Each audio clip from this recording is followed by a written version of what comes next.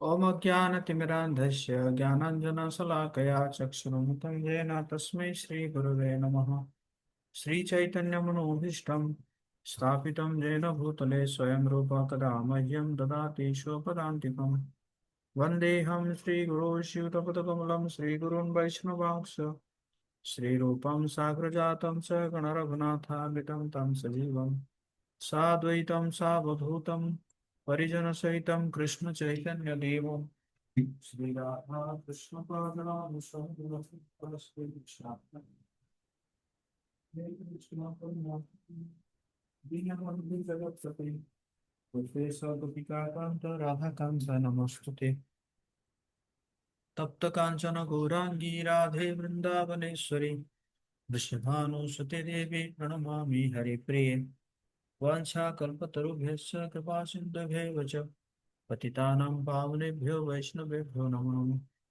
जय श्री कृष्ण चैतन्य प्रभु नित्यानंद श्री अद्वैत गदाधर शिवासादि गौर भक्तवृंद। हरे कृष्णा कृष्ण कृष्ण हरे हरे, हरे राम राम राम हरे हरे। नमो विष्णुपादाय कृष्णपृष्ठाय भूतले श्रीमते भक्तिवेदांत स्वामिनिति नामिने। नमस्ते सरस्वती देवे गौरवाणी प्रचारिणे निर्विशेष शून्यवादी पाश्चात्य देश तारिणे। मूकं करोति वाचालं पंगुं लंघयति गिरिं यत्कृपातमहं वन्दे श्रीगुरुदिनतारिणे श्रीचैतन्येश्वरं परमानन्दमाधवम्। हरे कृष्णा। आप सभी का बहुत बहुत स्वागत है। आज हम काफी दिनों के बाद मिल रहे हैं क्योंकि मैं काफी दिनों से बाहर था। तो आज से फिर हम शुरू कर रहे हैं डेली गीता। और पिछली बार हम भगवत गीता के दूसरे अध्याय का 59 श्लोक तक हम चर्चा किए थे। तो आज हम 60 श्लोक पे श्लोक चर्चा करेंगे।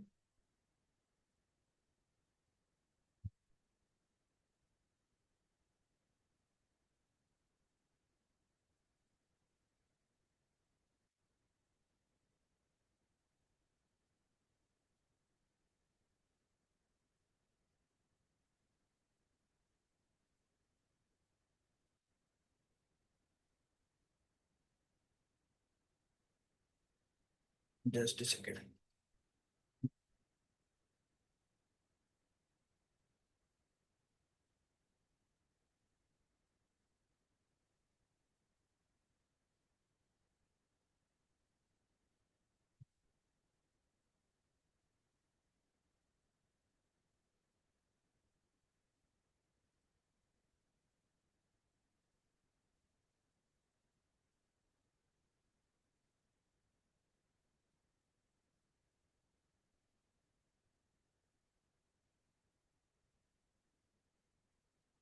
तो 59 जो वर्ष था उसमें हम अ, भगवान कहते हैं कि विषया विनिवर्तन वर्तन्ते निराहारस्य देहिनः रसवर्जम रसोप्यस्य परम दृष्टा निवर्तते।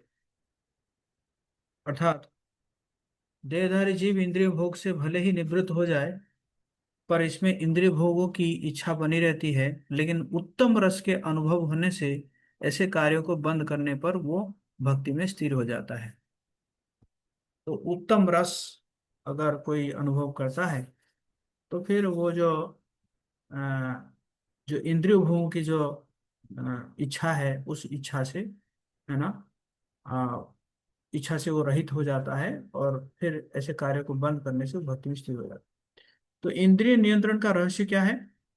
उत्तम रस का विकास जो है वो सफलता का रहस्य है, जो कृष्ण भावना में नहीं है। हालांकि वो कृत्रिम दमन द्वारा इंद्रियों को नियंत्रित करने में शक्तिशाली हो सकता है, अंततः अंत में असफल होना निश्चित है। क्योंकि इंद्रिय सुख की थोड़ी सी भी सोच उसे अपनी इच्छाओं को पूरा करने के लिए उत्तेजित करेगी। अगला जो 4 श्लोक में कृष्ण बताते हैं कि यदि व्यक्ति उत्तम रस का विकास नहीं करता तो इंद्रियां व्यक्ति को कैसे विचलित और पतित बनाती है। अगर इंद्रियों को जो उत्तम रस का विकास वो नहीं करता है तो, है ना। तो 60 नंबर श्लोक।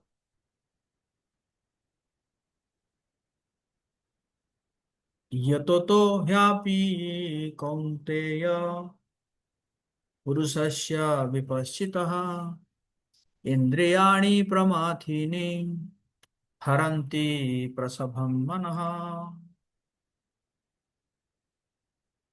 अहल्या माता जी पढ़िए, अनुवाद पढ़िए।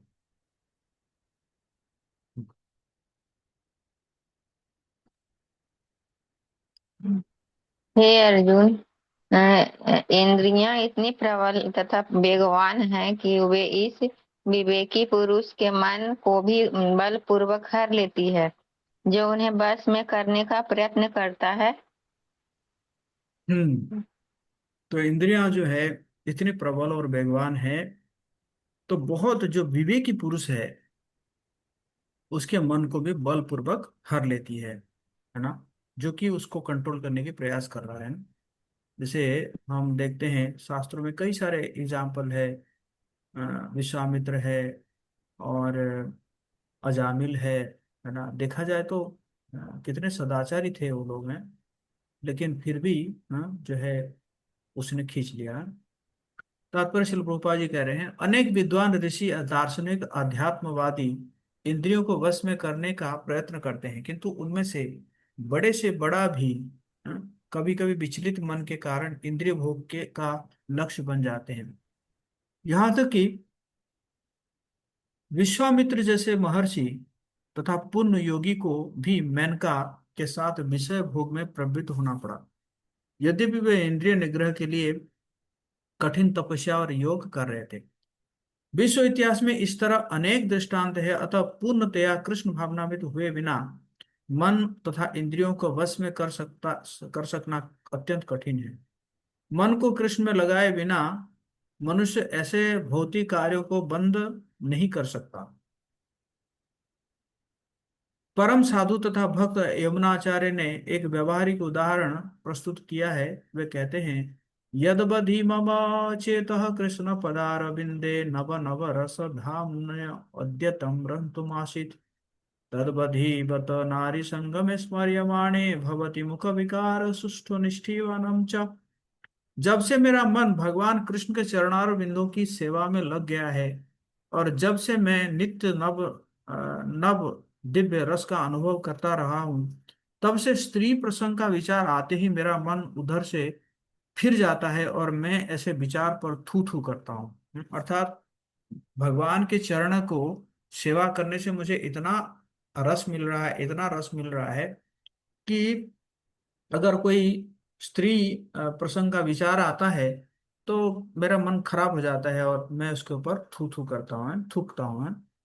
तो कृष्ण भावना में तो इतने दिव्य सुंदर वस्तु है कि इसके प्रभाव से भौतिक भोग स्वतः नीरस हो जाता है। यह वैसा ही है जैसा जैसे कोई भूखा मनुष्य प्रचुर मात्रा में पुष्टिदायक भोजन करके अपने भूख मिटा ले।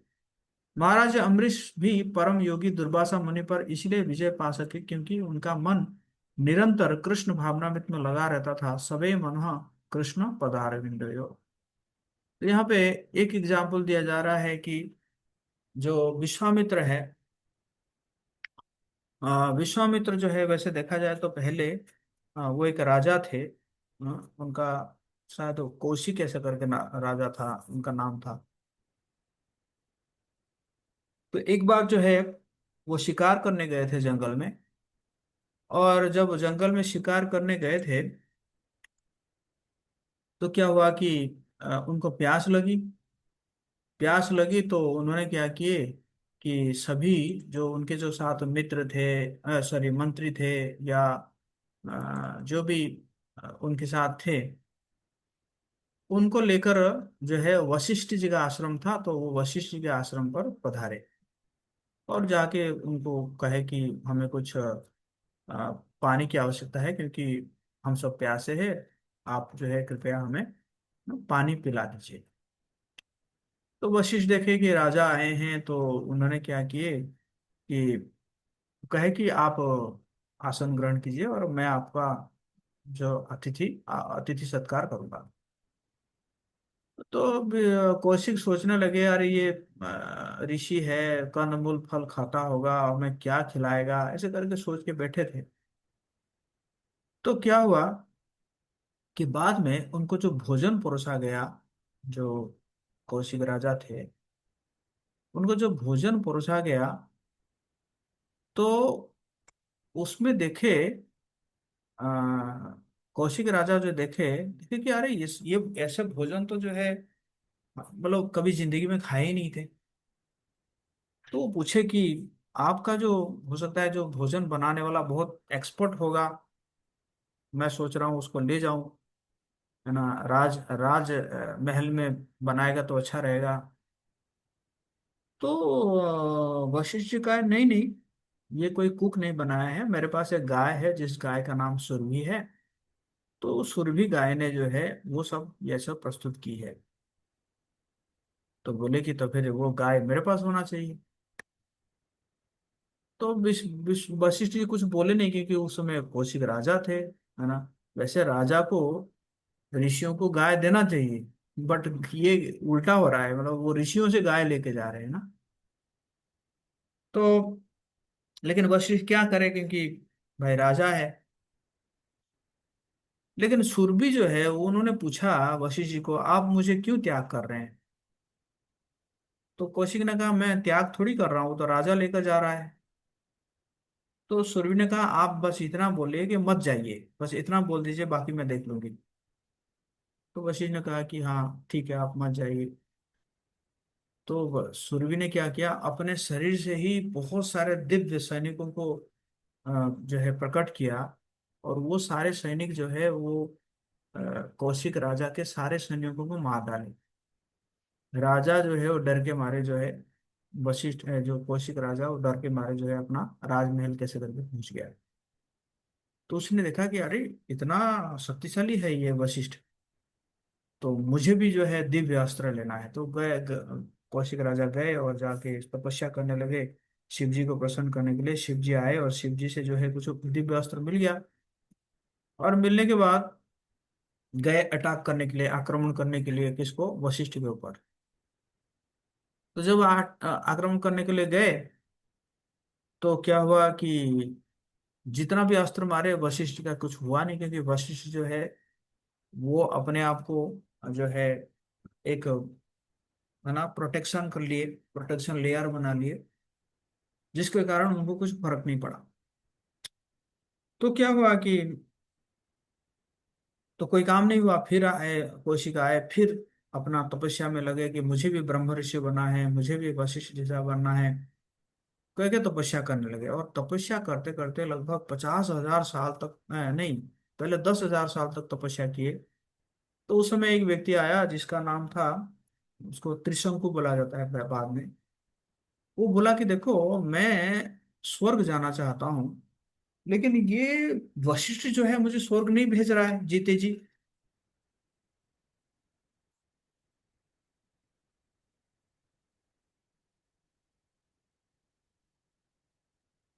तो कौशिक जो है, वैसे तो मतलब वो तो जलते थे उसके ऊपर, वशिष्ठ के ऊपर। उनका, मैं तुझे भेजूंगा, क्योंकि 10,000 साल तपस्या करके उनके पास कुछ तपोबल आ गया था। तो उस राजा को भेज दिए, जीते जी स्वर्ग भेज दिए।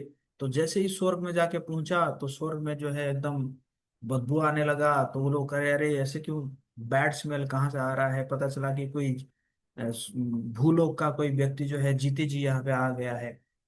तो वहां पे किक आउट कर दिया, तो किक आउट कर दिया, वो फिर गिरा, है ना। गिरा तो बोल बोल के गिरा, तो फिर जो है कौशिक ने क्या किए, उसको फिर दोबारा भेजे।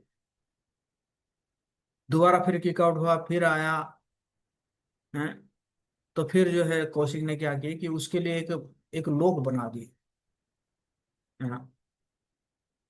तो लोक बना दिए, लेकिन उस लोक को मेंटेन करने के लिए भी उन्होंने भगवान से प्रार्थना की, तो फिर भगवान जो है उसको मेंटेन किए। तो इससे क्या हुआ कि उसके जो 10,000 साल का जो तपोबल जो है उनका नष्ट हुआ। फिर वो अपने फिर बैठे, लगभग 50,000 साल तपस्या किए। इंद्र जो है वो डिस्टर्ब हो गए कि भाई, ऐसा तो नहीं है कि ये मेरे इंद्र पद ले लेगा। तो इंद्र ने जो है क्या किए कि मेनका को भेज दिए। मेनका आया। मेनका आई तो जहाँ पे विश्वामित्र तपस्या कर रहे थे उसी के सामने अपना पायल वगैरह बजाने लगी। वहाँ वहीं पे नदी था, नदी में स्नान करने लगी। और जैसे ही जो कौशिक जो है आंखें खोले और वो मोहित हो गए और मेनका के साथ जो है रह के भोग करने लगे। 1 साल तक भोग किए। मेनका को कुछ याद नहीं रहा क्या हुआ था। और 1 साल के बाद जैसे ही मेनका जो है गर्भवती हो गई, है ना, और एक कन्या संतान को जन्म भी दे दी, तब जाके क्या हुआ, इनको जो है होश आया। होश आया तो फिर मेनका तो भाग गई, स्वर्ग भाग गई, है ना। तो फिर वो कन्या को जो है शकुंतला नाम पड़ा उसके बाद में, तो उसको और किसी को दे दिए। फिर गए तपस्या करने। फिर 10,000 साल तक तपस्या की। फिर इंद्र जो है मेनका को कहा कि तुम दोबारा जाओ। मेनका ने कहा मैं तो नहीं जाऊंगी, एक बार गलती हो गया मेरे से। रंभा को भेज दिए। रंभा आई। रंभा जैसे ही डिस्टर्ब करने लगी तो वो क्या किया, अपने तपोबल से उसको पत्थर बना दिए। और जैसे पत्थर बना दिए तो उनका तपोबल फिर खत्म हो गया। मतलब इसी प्रकार गलती करते करते करते करते फिर जो है लास्ट में जो है वो एकदम, मतलब दृढ़ संकल्प होकर फिर जो है वो ब्रह्मर्षि बने। तो कहने का मतलब है कि क्योंकि उनको कौशिक को भक्ति रूपक जो है हायर टेस्ट नहीं मिला था, इसी कारण वो जो है कई बार वो गिरे। मेनका के प्रति आकर्षित हो गए, है ना, उसको भोगने लगे।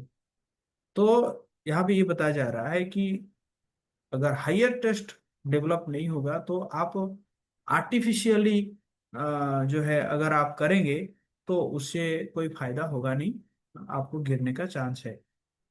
कृष्ण यहाँ इंगित करते हैं कि यहाँ तक कि एक ज्ञानी जो पदार्थ और आत्मा के बीच भेदभाव कर सकता है, इंद्रियों से विचलित हो जाएगा। इसलिए बेहतर है कि बुद्धियोग करे और कार्य को न छोड़े। कृष्ण भक्ति की श्रेष्ठता स्थापित करने के लिए ज्ञान का अभ्यास करने में दोष दिखा रहे हैं।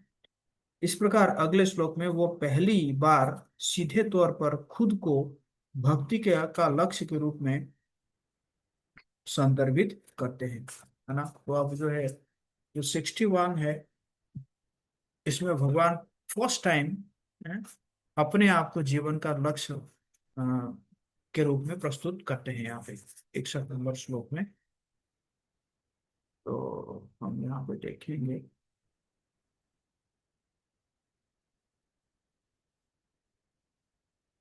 हम्म,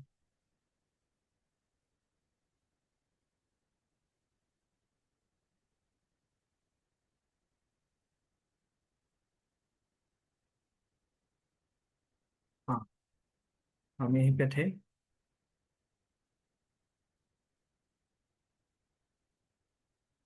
तो बेसिकली ये जो 60 से 63 तक यही कहा जा रहा है कि जो व्यक्ति कृष्ण भावना नहीं है उसका आसानी से पतन हो सकता है ना। तो 61 श्लोक में क्या कह रहे हैं, तानि सर्वाणि संयम्य तो आशित मत्परः वसे हि यस्येन्द्रियाणि तस्य प्रज्ञा प्रतिष्ठिता।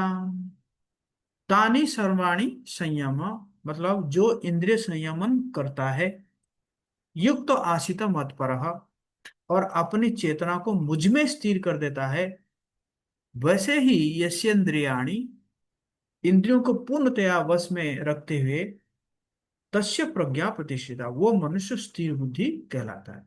अर्थात जो है क्या है कि मन पर नियंत्रण, स्थित प्रज्ञा न केवल इंद्रियों को नियंत्रित करता है किंतु वो मन को भी नियंत्रित करता है और कृष्ण पर ध्यान केंद्रित करता है। यह वास्तव में इंद्रियों के नियंत्रण का कारण है। कृष्ण के प्रति समर्पण के बिना इंद्रियां कमजोर मन को संबंधित इंद्रिय विषय में जोड़ती है। 2.60 में इंद्रिय मन को बल द्वारा इंद्रिय विषयों पर ले जाने के बारे में बताता है। और 2.6263 में उस अनियंत्रित मन से आने वाली प्रतिक्रिया के बारे में बताते हैं। तो हम मैं अ,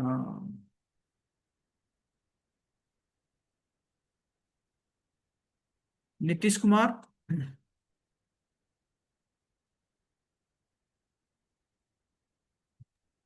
हरे कृष्ण प्रभु जी, दंडवत प्रणाम। हाँ, स्क्रीन में जो लिखा हुआ है पढ़ो। जो इंद्रियों को पूर्णतया बस में रखते हुए इंद्रिय संयम करता है और अपने चेतना को मुझ में स्थिर कर देता है, वह मनुष्य स्थिर बुद्धि कहलाता है। तात्पर्य इस नहीं श्लोक में नहीं, बताया तो जो स्क्रीन में लिखा हुआ है वो पढ़ो ना, स्क्रीन में क्या लिखा हुआ योग योग पूर्णता का उच्चतम स्तर कृष्ण भावना है। उदाहरण जैसा दुर्वासा मुनि योगी और अम्बरीश महाराज कृष्ण भक्त। अम्बरीश महाराज ने कृष्ण की सेवा में अपने इंद्रियों को पूरी तरह से लगा दिया और इस तरह दुर्वासा मुनि ने अन्याय को चुपचाप सहन कर लिया। मतफर इसका अर्थ है सभी इंद्रियां और मन कृष्ण के साथ संबंधित है। उदाहरण अम्बरीश महाराज, श्रीमद् भागवतम 1.4.1620। बलदेव विद्याभूषण को जो एक अन्य मतफरा भक्त टिप्पणी करते हैं, भक्ति की शक्ति से ही इंद्रियों को पूरी तरह से नियंत्रित नियंत्रित किया जा सकता है। विष्णु के प्रति भक्ति की तुलना अग्नि से की गई है। जैसे आग हर चीज को जला राख कर देती है, वैसे ही एक योगी के हृदय में विष्णु सभी अशुद्धियों को जलाते हैं। वास्तविक योग का उद्देश्य पुण्य पुरुषोत्तम भगवान के लिए भक्ति और विष्णु पर ध्यान है और शून्य पर ध्यान नहीं। कृष्ण। है। धन्यवाद। हरे कृष्ण। तो अब हम तात्पर्य पढ़ेंगे, प्रभुपाद जी क्या कह रहे हैं। आ, तो अनुवाद दोबारा। जो इंद्रियों को पूर्णतया वश में रखते हुए इंद्रिय संयमन करता है और अपनी चेतना को मुझ में स्थिर कर देता है, वो मनुष्य स्थिर बुद्धि कहलाता है। इस श्लोक में बताया गया है कि योग सिद्धि की चरम अनुभूति कृष्ण भावनामृत है। जब तक कोई कृष्ण भावनामृत नहीं होता, तब तक इंद्रियों को वश में करना संभव नहीं है। जैसा कि पहले कहा जा चुका है, दुर्वासा मुनि का झगड़ा महाराज अम्बरीश से हुआ, क्योंकि वे गर्ववश महाराज अम्बरीश पर क्रुद्ध हो गए, जिससे अपनी इंद्रियों को रोक नहीं पाए। दूसरी ओर, यद्यपि राजा मुनि के समान योगी नहीं थे, किंतु वो कृष्ण भक्त थे और उन्होंने मुनि के सारे अन्याय सह लिए, जिससे वो विजयी हुए। राजा अपनी इंद्रियों को वश में कर सके क्यों? उनमें निम्नलिखित गुण थे, जिनका उल्लेख श्रीमद् भागवत में हुआ है। क्या है? सबे मन कृष्ण पदारविंदयो वाचांसी वैकुंठ गुणानुवर्णने करौ हरि मंदिर मार्जनादिषु श्रुतिम चकाराच्युत सत्कथोदये मुकुंद लिंगालय दर्शने दृशो तद्भृत्य गात्र स्पर्शो गसम समम घ्राणं च तत्पाद सरोजो सौरभे श्रीमत्तुलस्या रसनं तदर्पिते पादौ हरे क्षत्र पदानुसर्पणे शिरो हृषिकेश पदाभिवन्दने कामं च दास्येन तु काम कामया यथोत्तम श्लोक जनाश्रया रतिः। तो क्या करते थे राजा अम्बरीश? राजा अम्बरीश ने अपना मन भगवान कृष्ण के चरणार बिंदुओं पर स्थिर कर दिया, अपने वाणी भगवान के धाम की चर्चा करने में लगा दी, अपने कानों को भगवान की लीलाओं के सुनने में, अपने हाथों को भगवान का मंदिर साफ करने में, अपनी आंखों को भगवान के स्वरूप देखने में, अपने शरीर को भक्त के शरीर का स्पर्श करने में, अपने नाक को भगवान के चरणार बिंद पर भेंट किए गए फूलों की गंध सूंघने में, अपने जीभ को उन्हें अर्पित तुलसी दलों को आस्वादन करने में, और अपने पांव को जहां जहां भगवान के मंदिर है उन स्थानों की यात्रा करने में, अपने सिर को भगवान को नमस्कार करने में और अपनी इच्छाओं को भगवान की इच्छाओं को पूरा करने में लगा दिया। और इन गुणों के कारण वे भगवान के मत पर भक्त बनने की योग्य हो गए। है ना। इस प्रसंग में मत पर शब्द अत्यंत सार्थक है। कोई मत पर किस तरह हो सकता है, इसका वर्णन महाराज अम्बरीश के जीवन में बताया गया है। मत पर परंपरा के महान विद्वान और आचार्य श्री बलदेव विद्याभूषण कहते हैं, मद भक्ति प्रभावेन सर्वेंद्रिय विजय पूर्विका स्वात्म दृष्टि ही सुलभेति भाव। इंद्रियों को केवल कृष्ण की भक्ति अ, के बल से वश में किया जा सकता है। कभी कभी अग्नि का उदाहरण दिया जाता है कि जिस प्रकार जलती हुई अग्नि कमरे के भीतर की सारी वस्तुएं जला देती है, उसी प्रकार योगी के हृदय में स्थित भगवान विष्णु सारे मलों को जला देते हैं। योग सूत्र भी भगवान विष्णु के का ध्यान आवश्यक बताता है, शून्य का नहीं।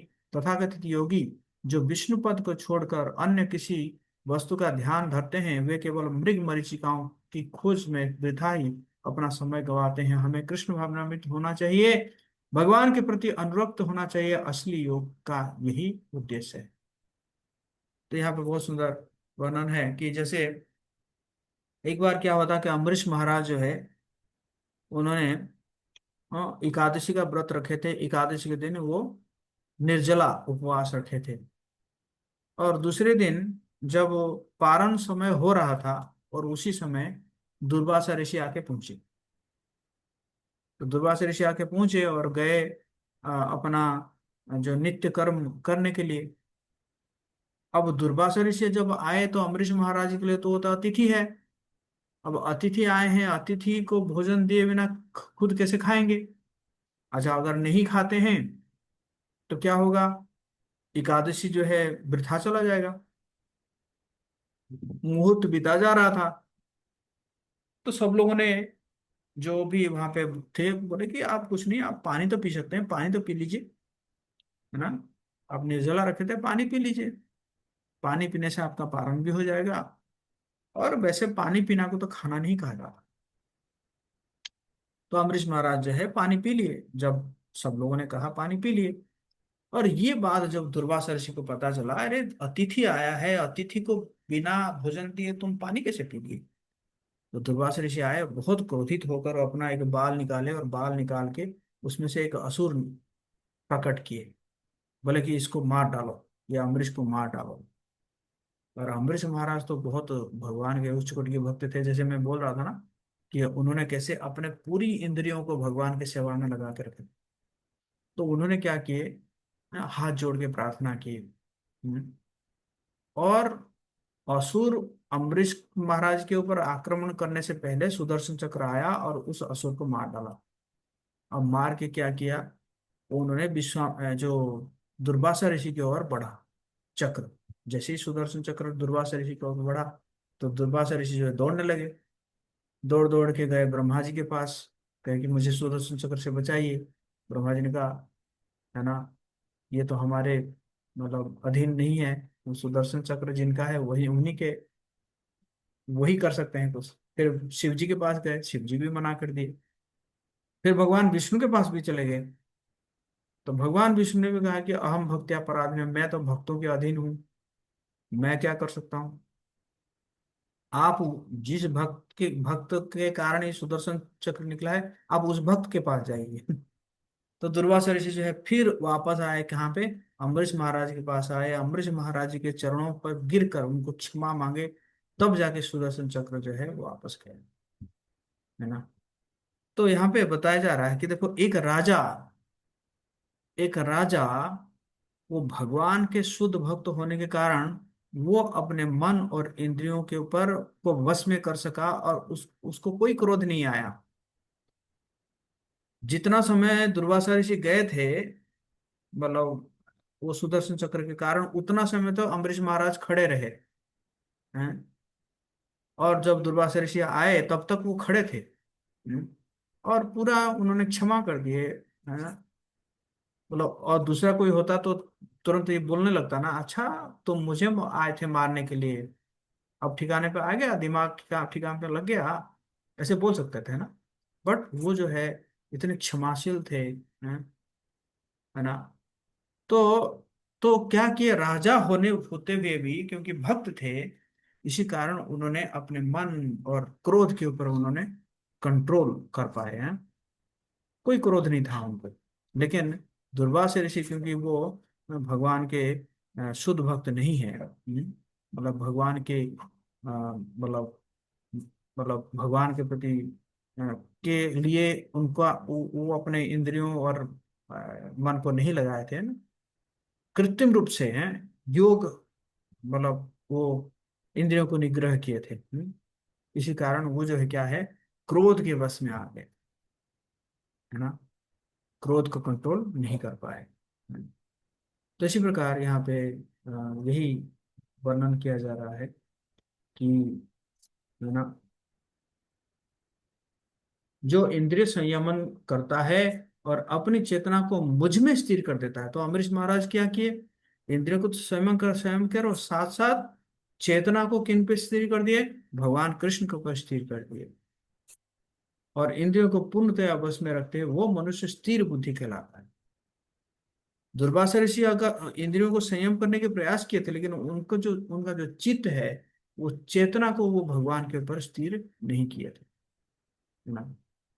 तो इसी कारण जो है वहां पे क्या हुआ, दुर्वासा ऋषि देखा जाए तो मतलब एक राजा, जिसे राजा को क्या कहा जाता है कि मतलब भौतिकवादी लोग कहा जाता है राजा को ना, सबसे बड़ा भौतिकवादी लोग कहा जाता है। तो वो राजा से भी दुर्वासा ऋषि जो है वो पराजित हुए इस मामले में, है ना। मतलब देखा जाए तो राजा जो है वो सबसे बड़े मुनि निकले, सबसे बड़े योगी निकले, किनसे, दुर्वासा ऋषि से, है ना। तो इसी प्रकार यहाँ पे वर्णन है। और फिर हम आगे का श्लोक फिर कल चर्चा करेंगे, 62 और 63 श्लोक, जिसमें बताया गया है अनियंत्रित मन के वजह से पतन के स्तर, है ना, पतन के स्तर, है ना, मतलब 8, 8 स्तर है, कैसे कैसे पतन होता है, बहुत इंटरेस्टिंग है, तो कल हम चर्चा करेंगे। ओके, किसी का कोई प्रश्न है? हरे कृष्णा, जगत गुरु श्री गोपाल की जय। यस, गायत्री माता जी।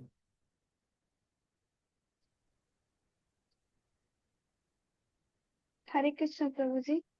प्रभु जी, आपने भी बताया ना, जो दुर्वासा ऋषि थे वो भगवान कृष्ण के शुद्ध भक्त नहीं थे। तो जब वो श्राप देते थे तो वो किस प्रकार फलित हो जाता था?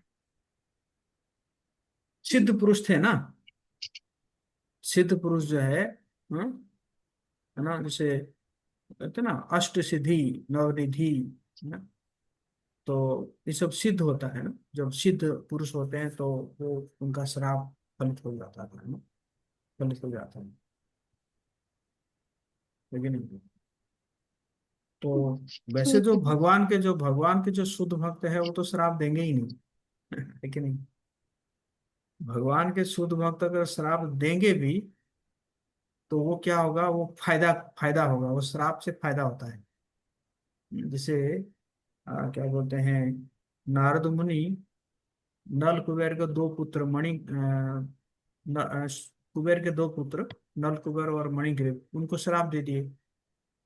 तो उससे फायदा क्या हुआ, उससे फायदा ये हुआ कि उनको जो है भगवान मिल गए, दामोदर भगवान मिल गए, है ना। तो शुद्ध भक्त अगर किसी को श्राप भी देंगे उसमें मंगल होगा, लेकिन बाकी जो सिद्ध पुरुष है वो जो श्राप देंगे उससे नुकसान, समझ रहे हैं? जी प्रभु जी, धन्यवाद।